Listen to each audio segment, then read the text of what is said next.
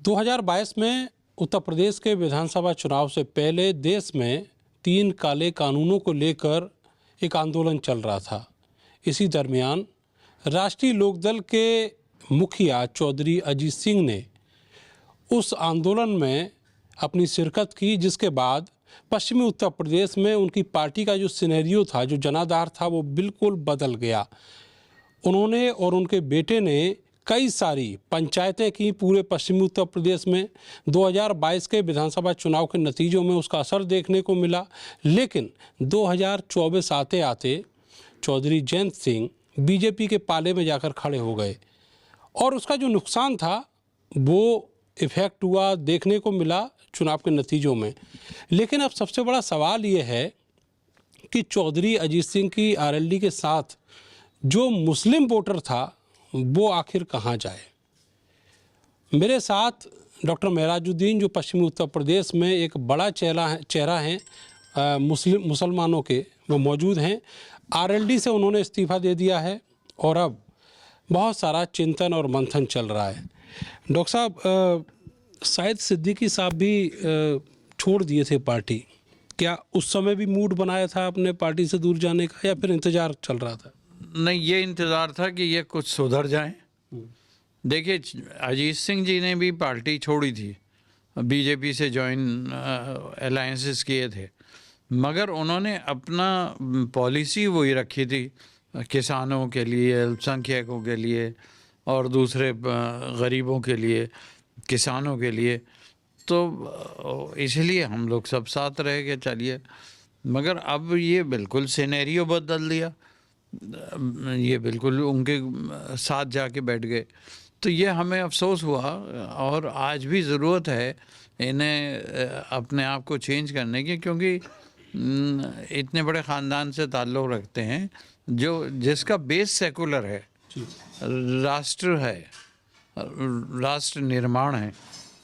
आप बेसिक चीज़ें छोड़ जाएंगे तो कैसे काम चलेगा।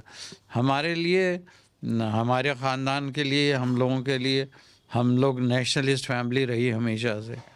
फादर पद्मश्री रहे, 3 प्रेसिडेंट के फिजिशियन रहे, मगर कभी समझौता ये नहीं किया कि कम्युनलिज्म से या फ़िरक़ा परस्तों से हाथ मिलाया हो, कभी नहीं मिल रहा है। और उनके साथ मुकाबले पे खड़े रहे। यहाँ मुझे अभी तक याद है, बचपन में रॉयट होता था, कर्फ्यू लगता था, तो पापा खुद, ड्राइवर नहीं आता था उस ज़माने में कर्फ्यू के मामले में, तो खुद ही गाड़ी चलाते थे और यहाँ से निकलते थे। ओम प्रकाश शर्मा एमएलसी को रास्ते से उठाते थे, 2-3 दोस्तों को और उठाते थे, सोमवीर सिंह तोमर और ये सब, और फिर शहर में निकल जाते थे और कहते थे कि भाई ये हम आपस में क्यों लड़ रहे हैं, हम तो आपस में भाई भाई हैं और सबको यहीं रहना है। हिंदू मुस्लिम एकता के बगैर देश चल नहीं सकता। तो लिहाजा लोगों को समझ में आता था और फिर वो ठीक भी हो जाता था। अभी आपने कहा कि हम लोग जो हैं सेकुलर हैं, तो आपको क्या अब बदलाव नज़र आता है चौधरी जयंत सिंह की पॉलिटिक्स में और उनके किरदार में? नहीं, उनके किरदार को तो मैं नहीं कह सकता कि उनका क्या वो रहेगा, मगर फिर भी ये ज़रूर हुआ कि वो जिस पार्टी में गए उसमें उनकी पॉलिसी ऐसी है कि वो एंटी अल्पसंख्यक भी है।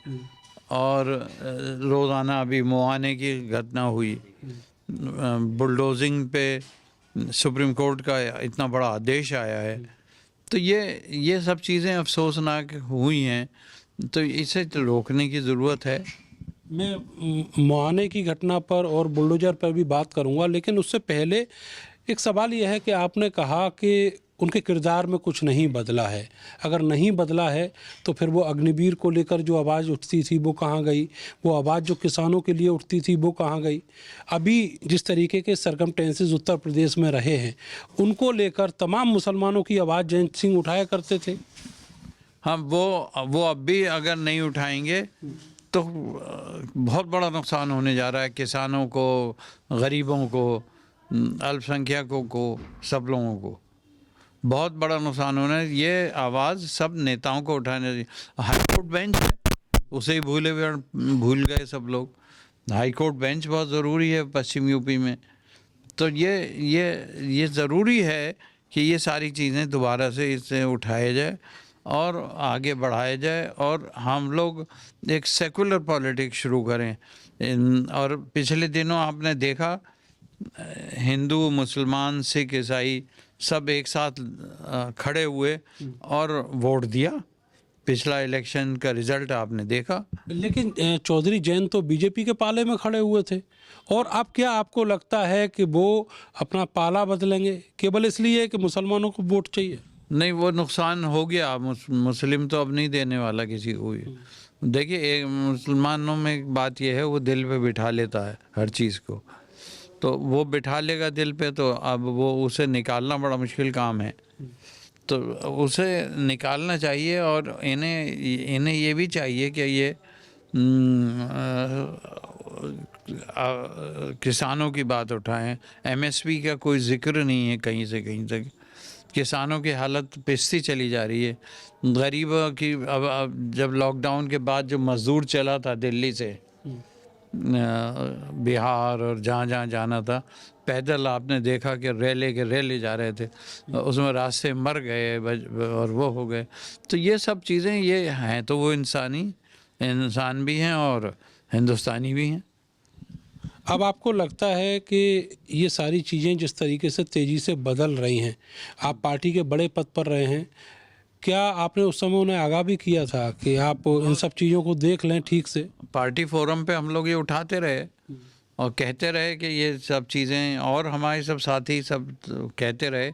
हम दल से अलग ऊपर उठ के ये बात करते थे सब लोग। दूसरे दलों से के लोग भी हमारे साथ रहते थे। हम इवन बीजेपी वालों से हम बात करते थे कि भाई ये इन मज़दूरों का क्या कसूर है, ये ना हिंदू है ना मुसलमान है, ये तो सबके बेचारे मजदूरी करनी है, इन्हें रोज़ी और रोटी कमानी है। लेकिन बात आपकी सुनी नहीं गई पार्टी फॉर्म पे, उन्होंने समझा नहीं। नहीं सुनी गई, वो एक तरफा चलता रहा और उसकी वजह ये हुई कि वो खुमार में, इक़्तिदार के खुमार जो कहते हैं ना उर्दू में, कि इक़्तिदार के खुमार में इतना डूब गए सब लोग, ज़रूरत ही नहीं पड़ी। उन्हें अपना यही काम शुरू हो गया।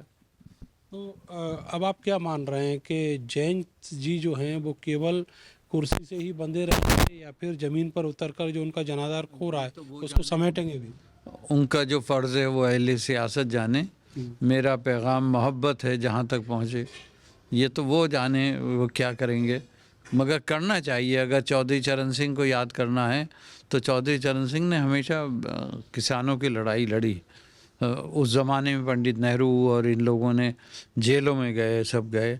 तो वो फिर उस दौर को याद करना चाहिए और सामने आना चाहिए। सर, आपने मवाना की बात कही, डॉक्टर फराइम वाला मामला, वो मामला क्या था? उसमें पार्टी का क्या स्टैंड रहा?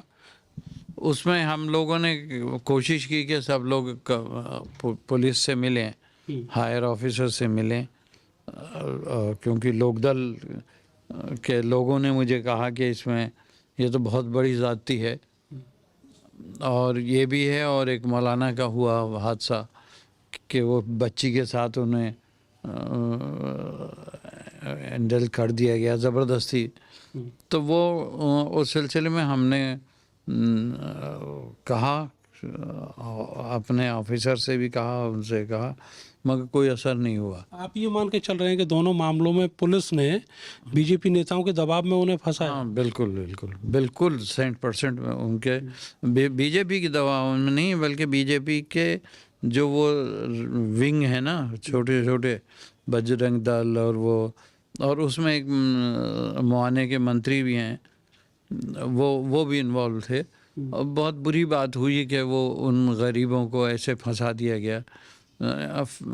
पुलिस के ज़रिए ही फ़राहीम साहब को कि हाँ वो उसे भेजा गया, छुपाया गया, और फ़राहीम को उसमें मुलज़िम बना दिया गया 302 का 307 का। अच्छा, जो वीडियो है वो ये कह रहा है कि फराइम जो है, डॉक्टर फराइम वहाँ अंदर इलाज कर रहे थे, और जो दूसरा मुलजिम जब पकड़ा गया तो पुलिस जब उसको बचा के ले जाती है उनके अस्पताल में, तब वो बाहर ही खड़े हुए थे। नहीं, सबसे उसमें पुलिस के कहने भी तो किया उन्होंने पुलिस ने कहा कि इसका मदद कीजिए, ये मरना मर जाएगा। तो पुलिस के कहने पर फराहिम ने किया जो भी किया, पुलिस का रोल रहा उसमें।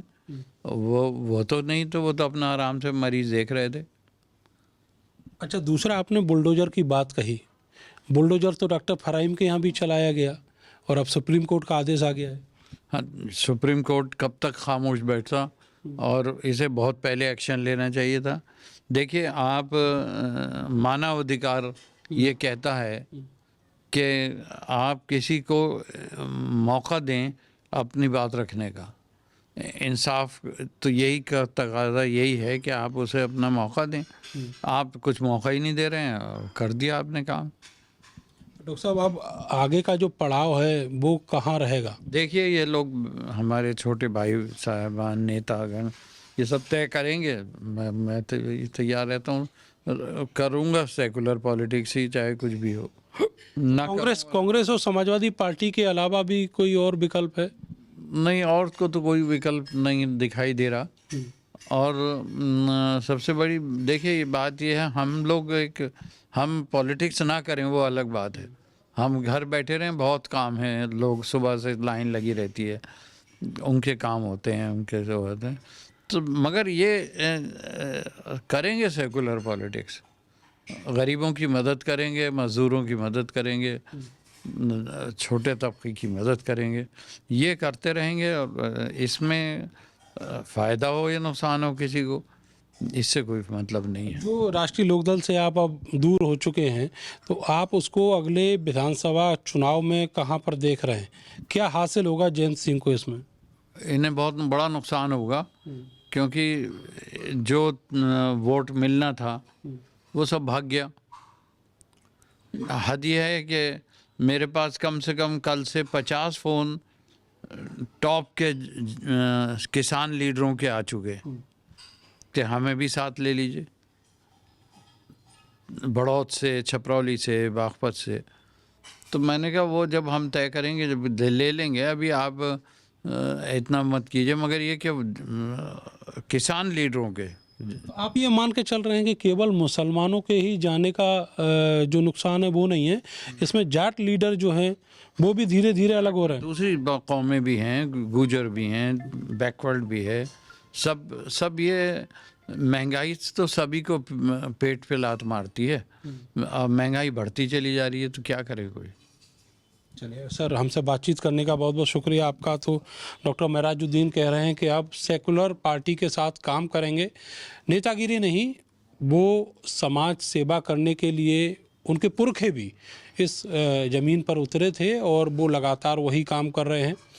पार्टी ने उनको एक बार उत्तर प्रदेश में सिंचाई मंत्री भी बनाया, लेकिन सवाल यह है कि अब जिस तरीके से राष्ट्रीय लोकदल के साथ से अलग अलग कौमें टूट रही हैं, जो उनका मजबूत वोट बैंक था, ख़ास तौर से मुसलमान, उसके बाद अब आरएलडी के पास रह के आ जाता है, ये देखने वाली बात होगी। कैमरा सहयोगी सानू के साथ मैं नरेंद्र, भारत समाचार, मेरठ।